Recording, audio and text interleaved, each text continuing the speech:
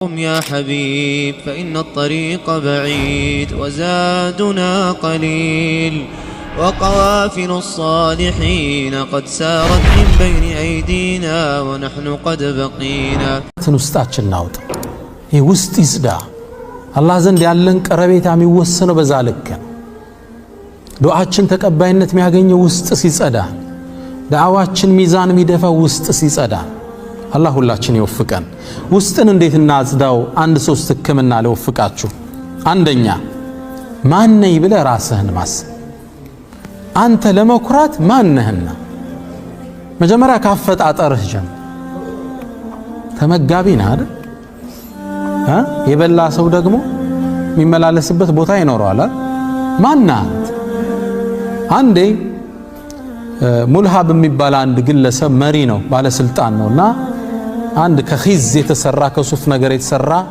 ትልቅ ጋውን አርጎ እየኮራ ይሄዳል ሲሄድ እንትን አገኘው ሙጠርፍ ኢብኑ አብዱላህ አልሸኺር የሚባል ትልቅ ሳልስ አገኘውና አንተ ሰው ሆይ ያረማመድ ኩራትህን እስልምናና አላህ አይወደውም እስኪ ረጋ በላል ሲለው ቀብረር ብሎ ዞሮ አየውና አወከኝ እንዴ ታቀኛለህ ለመሆኑ አለው እኔ ንጉሱ ነኝ መሪው ነኝ ሊለው እኮ እሳቸውም ገብቷቸዋልን አዎ አውቃለሁ አሉ መነሻ የሚያስጠላ ፍትወት ነህ አሉ መጨረሻ የሚገማ ጀናዛ ነህ አሉት በሁለቱ መሃል ሆድ ላይ ቆሻሻ ይዘምዞር ነህ አሉት ግልጽ ነው ማን ነህ እናንተ እስኪ መነሻህን ንገረኝ ሚመንይኒው ምናን ከዛ ثم انكم بعد ذلك لميتون ሟችነ መሃል ላይ ደግሞ ቆሻሻ አዝለን ምዞር ድንግጣል አረማመዱን አስተካከለ አንተ ራስህን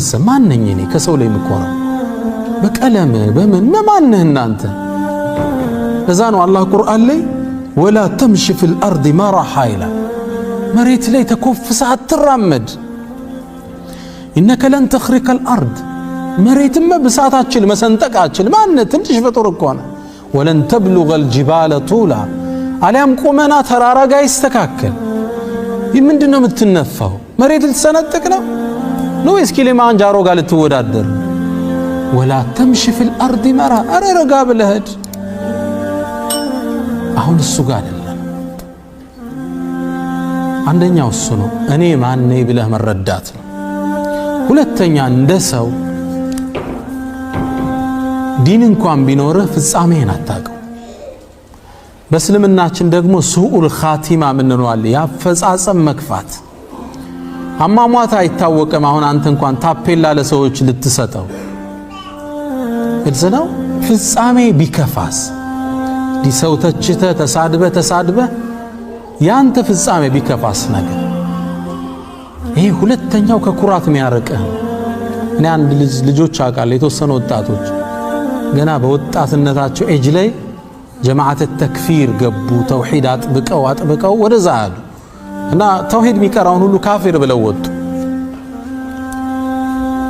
ብለው ወጡ ተከራከርናቸው ምን አልናቸው ቀጠሉ ከተወሰነ አመታት በኋላ ይሄ መነግራችሁ ከዛሬ 15 አመት በፊት ከተወሰነ አመታት በኋላ እነዚህ ልጆች ተክፊሩንም ትተውት ሶላቱንም ትተውት ጫት እየቃሙ አገኘዋቸው ያንዲ እኮ በቃ ምድር ላይ ከነሱ የለም ሰው እኮ የለም ከነሱ ላይ አንዳንዴ እንደ ሰው እንዳትኮራ በዲንህ እንኳን የሚያረግ የኔ ፍጻሜ ምን ይታወቃል ብዙ ታሪክ አለ በነገራችሁ የሚያስደነግጡ በእስልምና ያለፉ ሶስተኛው ሌላው ላይ እንዳትኮራ ሌላው እንዳታሽሟጠብ ያረግ አንተ በሰዎች ላይ የምታሾፈውን ነገር አላህ አንተን ቢፈትንስ በዛ ጉዳይ ምን ዋስትናለ አንድ ሸኺ ነበሩ ቁርአን ተፍሲር ካቀሩኝ ውስጥ እና በሰው ላይ በማሾፍ ላይ ተጠንቀቅ ብለው ልጅ ያለው ነው መከሩኝ ከ10 ምናምን አመት በፊት አንዴ አሉ መስጂድ ውስጥ ጋር በጣም ጠንካራ ናቸው ዒባዳ ላይ ሱና ላይ ተውሂድ ላይ ጥብቅ ናቸውና አንዴ መስጂድ ገባው አሉ ልሰግድ ስል ከጎኔ አንድ ሰው ሊሰግድ ቆሟል እና አላሁ አክበር ብለህ ነው የምትገባው ንያ በቀልብ ነው ሶላት ላይ ጾም ላይ ነው በድምጽ ወይ ሐጅ ላይ ነው የምትነያው ከዛ ይንተባተባ ነውይቱ ሶሊ ዙር 40 ረካ ምናምን ይሉት አለ በቀልብ የሚባለውን ሰው ባፉ ይለዋል ይሄን ይደጋግመዋልና ተክቢራ ማለት አልቻለም አሰለቸኛ አሁንም ልልስል እሱም ይላል በቃሉ ረበሸኝ አንተ ይሄን ነገርህን ተውና ተክቢር አርገህ ግባ አልኩት ድንግጥ አለና አላሁ አክበር ብሎ ገባ በጣም ተበሳጨቼ ቤቴ ገባ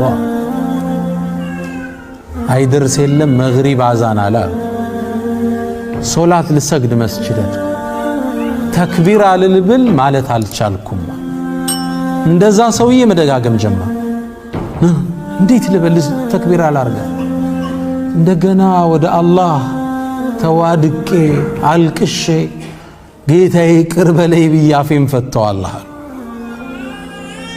አንተ ሰዎች ላይ የምትተቻቸው ነው ትዳሩ ስኬታማ አይደለም ስትል በሆነ ነገሩ ስታሾፍ አላህ በዛ አንተም ቢፈትነስ ዋስትናለ እዛ ነው ከኩራት ሙእሚን ይጠበቃል በሰው ከማሽሟጠጥ ይርቃል ሰዎች ጠመው ሲያዩ በፍቅር ነው የሚያቸው እንዴት ልሳባቸው እንዴት ይምጡ እንጂ ሆነ እንኳን ገደል ገባልኝ ليس من اخلاق المسلم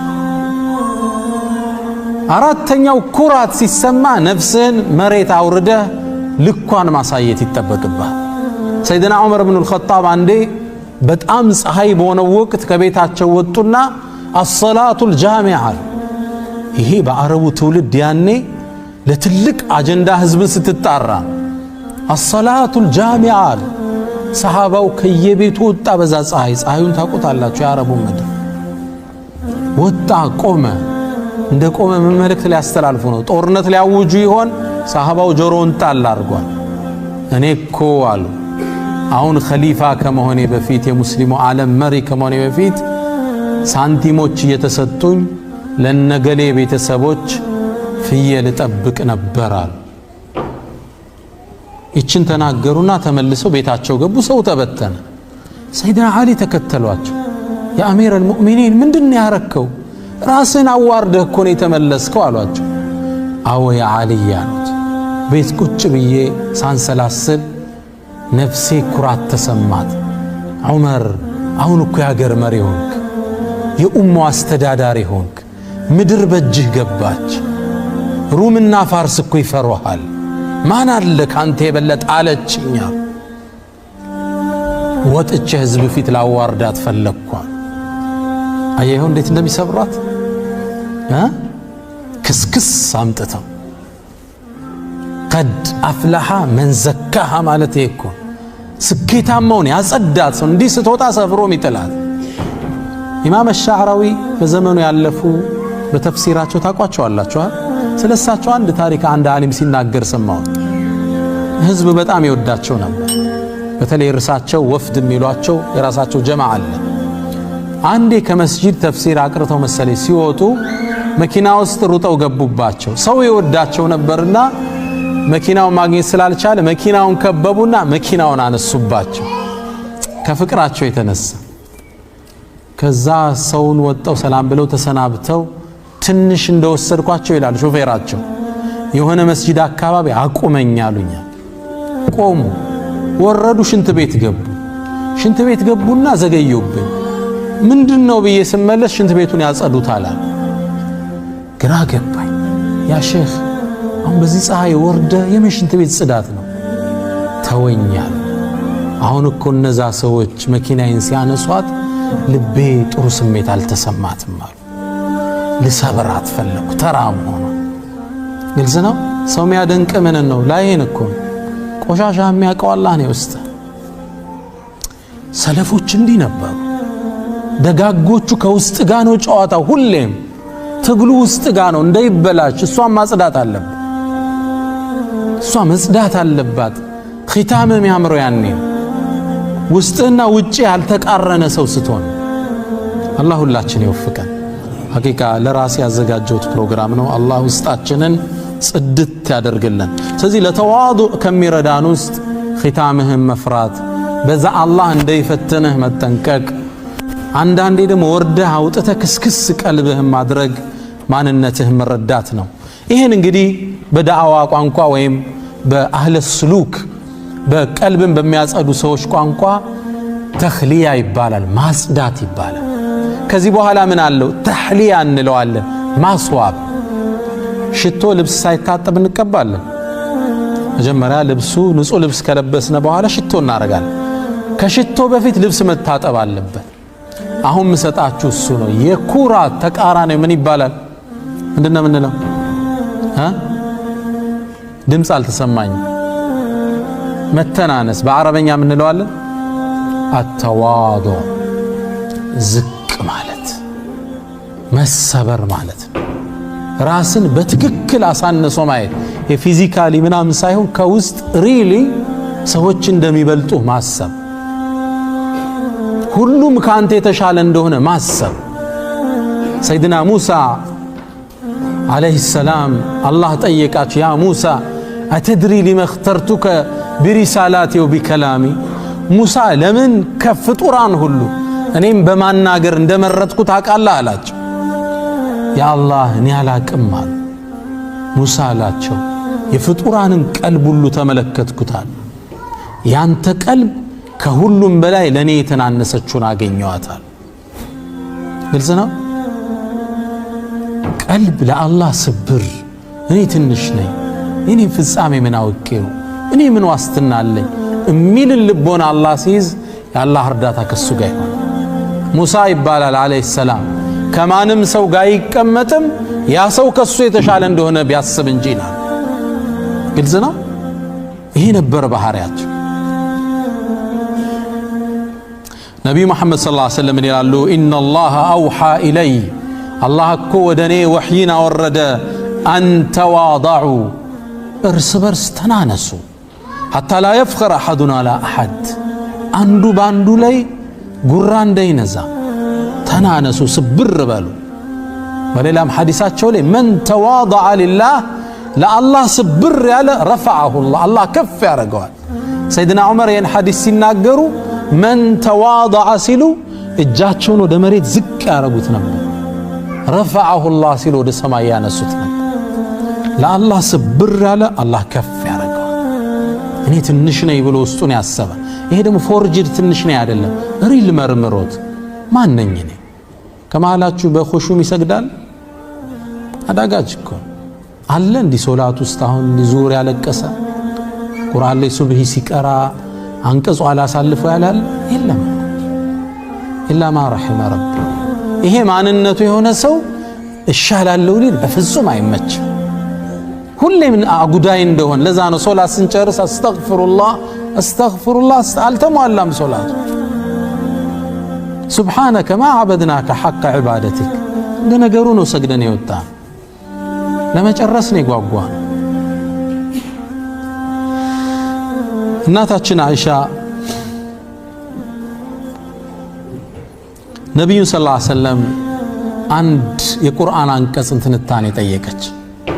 አንቀጹ ምን ይላል? ወለዚነ ዩእቱነ ማ አተው የኔ ባሮች እነዛ ናቸው ብሎ ነው አላህ የሚገልጸው። መስጠት ያለባቸውን ነገር የሰጡ ወቁሉብሁም ወጅለቱ ልቦቻቸው ከዛ በኋላ በፍርሃት እሚርዱ ናቸው የሚለውን አንቀጽ ስታነብ ወደ ታላቁ ነቢይ ዞር አለችና የአላህ መልእክተኛ እነዚህ በጣም ወንጀለኛ ሰዎች ናቸው እንደሚፈሩት አሏቸው አለች። ረሱላህ ሰለላሁ ዐለይሂ ወሰለም ላ ያ አይሻ እንዲያደሉም እነዚህማ ከሌሊት ሶላት የሚሰግዱ ቀን የሚጾሙ ሰደቃ የሚሰጡ ታዲያ ቀልባቸው ለምን ይፈራል? አላህ ባይቀበልን እንስ ብለው ይፈራል። ሰጠዋል እኮ የሚጠበቅባቸው ግን አላህ ዋጋ ባይሰጠውስ? የሰው ፊት ነው የፈለግክ ቢለኝስ? ሶላቱ አልተሟላም ቢለኝስ? ሁሉን ሰጠው የሚጠበቅባቸውን አድርገው የሚፈሩ ናቸው የአላህ ባሮች። በስራቸው የሚኮፈሱ አይደሉም። አንዴ በሐሰን አልበስሪ ዘመን ሰዎች ተዋዱዕ ምንድነው የሚለውን ቃል ለመተንተን ትንታኔ ያበዙ። ተዋዱዕ ማለት እንዲህ ማለት ነው፣ ተዋዱዕ ማለት እንዲህ ማለት ነው ሲሉ አገኟቸው። ሐሰን አልበስሪ ምን አሏቸው? እናንተ ሰዎች ሆይ ለተዋዱዕ ፍልስፍና ያስፈልገውም አሉ።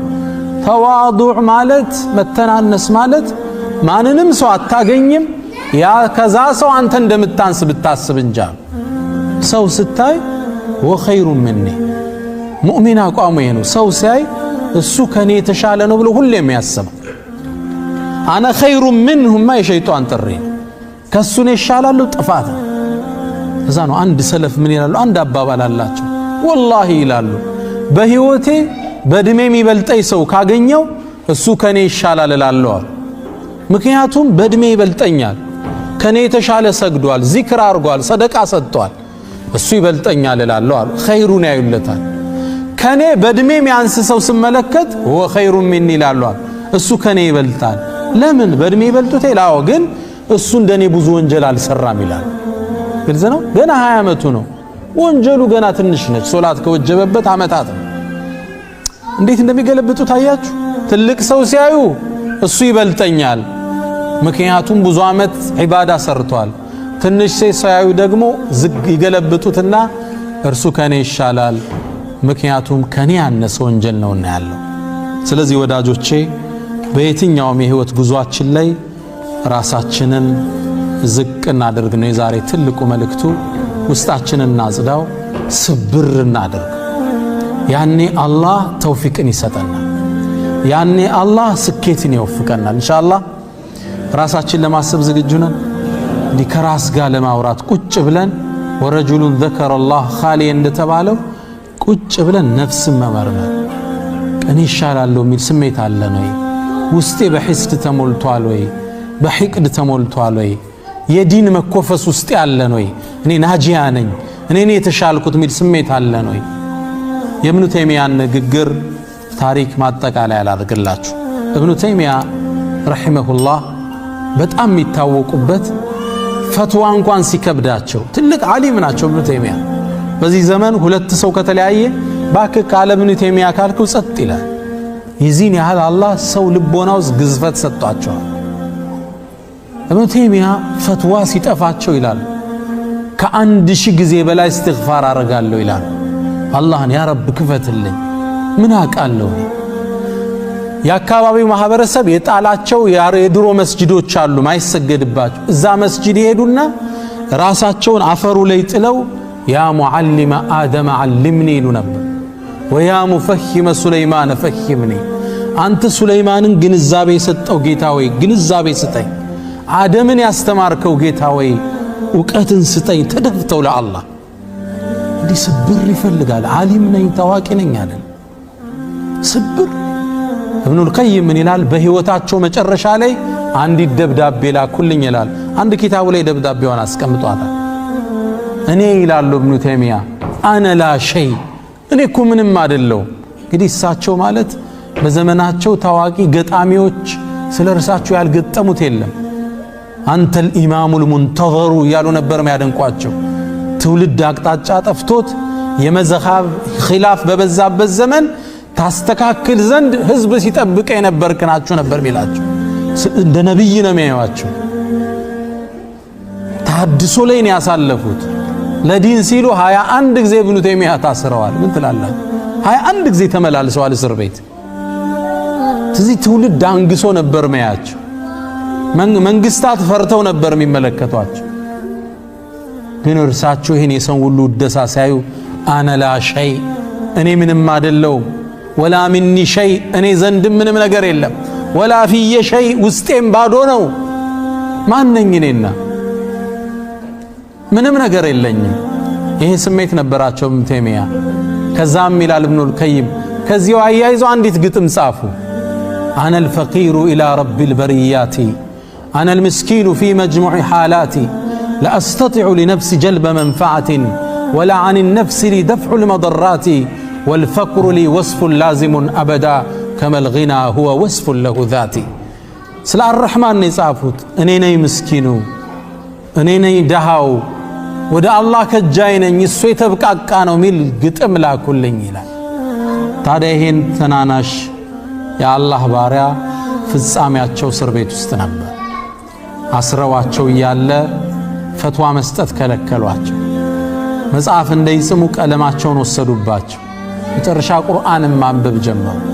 የመጨረሻ አንብበዋት የሞቷት አንቀጽ ኢነል ሙተቂነ ፊ ጀናቲን ወነሃር፣ እነዛ አላህ የሚፈሩት በጀነት ውስጥና በወንዞቹ መሃል ናቸው። ፊ መቅዓደ ስድቅን ዐንደ መሊክን ሙቅተድር፣ እውነተኛ በሆነው መቀመጫ ቻይ ከሆነው አላህ ዘንድ ናቸው የሚለውን አንቀጽ አንብበው ፍጻሜያቸው ሆነ ይላሉ ታሪካቸውን የጻፉት። ለአላህ ብሎ የተናነሰ ፍጻሜውን አላህ ያሳምረዋል። እኔ ወዳጆቼ አላህ ውስጣችን ያጽዳልን። ለስኬት ምንጣቸው ውስጥ ሲጸዳ ነው ሐቂቃ። ስለሌላ ርዕስ ማውራት ይቻላል፣ ውስጥን እየረሳ ነው። ኢኽላስ ሌላ ጊዜ እናወራዋለን። ኢኽላስ የለም ስራ ስንሰራ። ስንት ላይ ካገኘው ነው ፌስቡክ ላይ እንጂ ይሄ ጽሁፌ አላህ ዘንድ ምን ዋጋ አለ? ያስጠይቃል አያስጠይቅ? የለም ኢኽላስ የለም። በቃ ስድብ ነው፣ ሻህዋ ነው፣ ስሜት ነው። ያን ነገር ሂሳብ ሰርቶ የሚለቅ የለም፣ ካልኩሌሽን የሚሰራ የለም። አላህ ኢኽላስን ይወፍቀን ሁላችንን። ወሰለላሁ ወሰለም ወባረከ ዐላ ነቢይና ሙሐመድ ወዐላ አሊሂ ወአትባዒሂ አጅመዒን። ሰላሙ ዐለይኩም ወረሕመቱላሂ ተዓላ ወበረካቱሁ።